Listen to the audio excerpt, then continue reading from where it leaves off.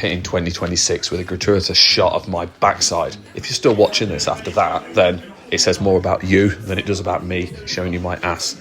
I'm still fueled with stollen cake and mince pies, so I thought I would hit a heavy leg session for the first one of the year. Started off with Romanian deadlifts. I was feeling strong, so I put the weight up, the heaviest I've lifted for a long time, 160 for 6 reps. That felt good. Looks like I could have gone a bit heavier, but you just got to be a bit careful. You got to look after the back, make sure that the focus is on the hamstrings and then the glutes. Next up, reverse lunges. Love a reverse lunge or a walking lunge, basically any type of lunge.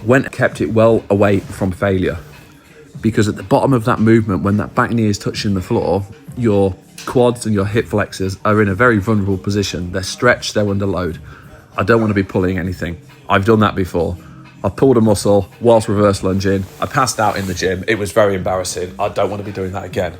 So the first 2 exercises I kept quite far away from failure because there's quite a big risk. I don't want to hurt myself doing them. I need to work hard to drive adaptation, but I don't want to work that hard that I pull something. The next exercise, the pendulum squat, you can just go for it. Just 2 sets on there, making sure I really pushed it to failure, or as close as I could do. Maybe I could have hung on a little bit longer and tried to push up a little bit more, but I was happy with my effort there. To be honest, I could have called it there, but I finished off with some calf raises. Did they make any difference? I don't know. My calves have been the same size for the last 30 years. But this machine is looking pretty cool. They painted it gold. And in my other leg session, I did the leg press on this and I struggled to walk up the stairs afterwards. So nice bit of kit.